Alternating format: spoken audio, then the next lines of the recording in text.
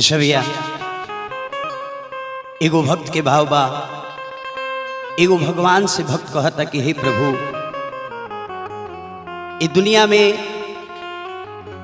राउर चाहे वाला अनेकों लोग बा, सभे अपना अपना भाव से रउआ के रिझावेला, रउआ के मनावेला, लेकिन प्रभु हमरा नइखे बुझात कि हम राउर निहोरा, राउर अर्जी विनती कैसे करी। लइका के भाव बा, का कहता लइका? ए हरि जी कहीं के न करी हम निहोरा, हमें समझाई आके बतलाई, हमें समझाई आके बतलाई, बानी बड़ी बुर्बक छोरा। ए हरि जी कहीं के न करी हम निहोरा,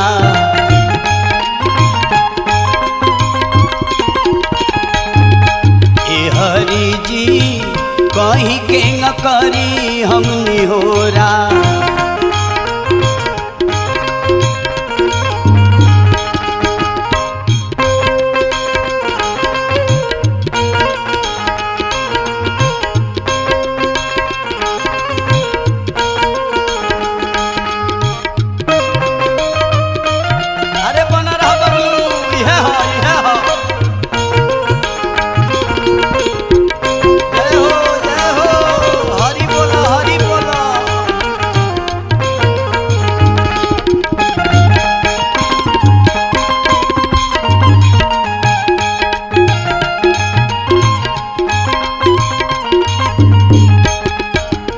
लइका कलश के हे प्रभु, वेद ग्रंथ शास्त्र रउआ महिमा के गुणगान करता।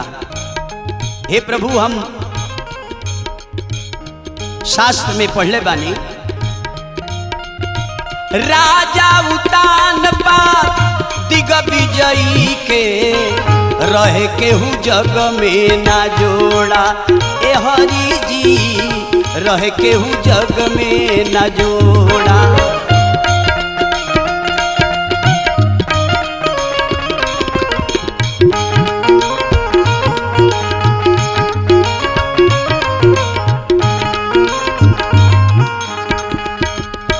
राजा उतान पा दिग्विजयी के रहे केहू जग में ना जोड़ा। ए हरि जी रहे केहू जग में ना जोड़ा। का कहनी?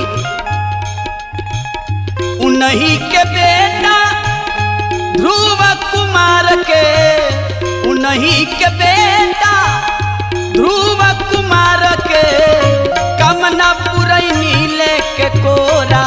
ए हरि जी कहीं के न करी हम निहोरा,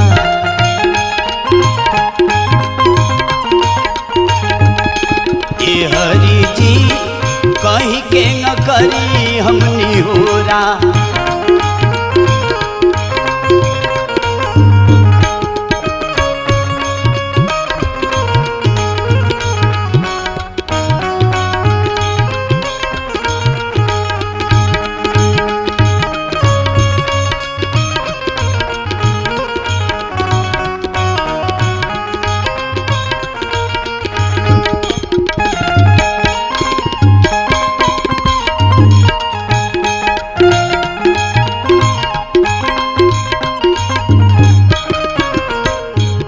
यही छपरा जिला सोनपुर हरिहर क्षेत्र के घटना है। हे प्रभु, इहो हम जानतानी। गज से गरा हो अथाह पानी में युद्ध करत घन घोरा। ए हरि जी युद्ध करत घन घोरा।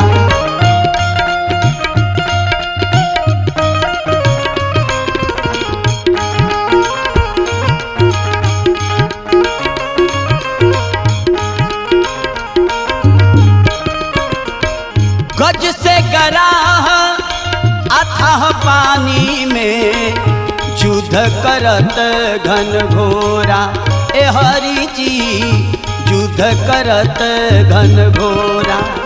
का कहनी सुन के अरज साजा धज के आईनी सुन के अरज साजा धज के आईनी कैनी मदद पुर जोरा ए हरि जी कहीं के न करी हम निहोरा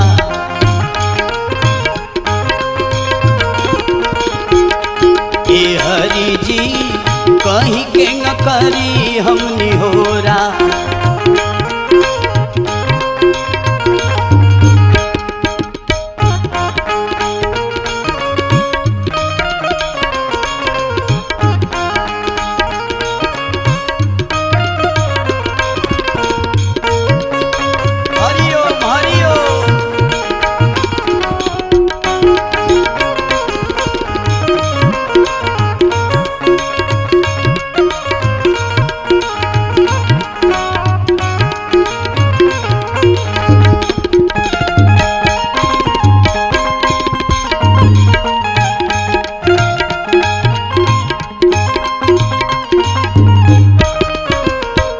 औरी का कहनी हे प्रभु त्रेता युग में रौरे राम बन के अली आ का कहनी राम रूप में जाके जनकपुर तुरनी धनुहिया कठोरा ए हरि जी तुरनी धनुहिया कठोरा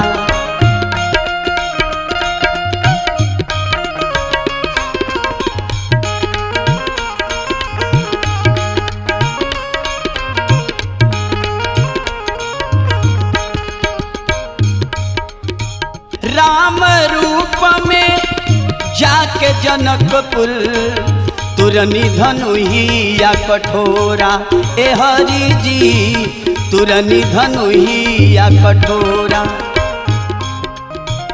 कहे राजू दिली रौरे कहानी कहे राजू दिली रौरे कहानी नटवर नंद किशोरा ए हरि जी कहीं के न करी हम निहोरा ए हरि जी कहीं के न करी हम निहोरा हमें समझाई आके बतलाई हमें समझाई आके बतलाई पानी बड़ी बुरबक छोरा ए हरि जी कहीं के न करी हम निहोरा ए हरि जी कहीं के न करी हम निहोरा ए हरि जी कहीं के न करी हम निहोरा ए हरि जी कहीं के न करी हम निहोरा।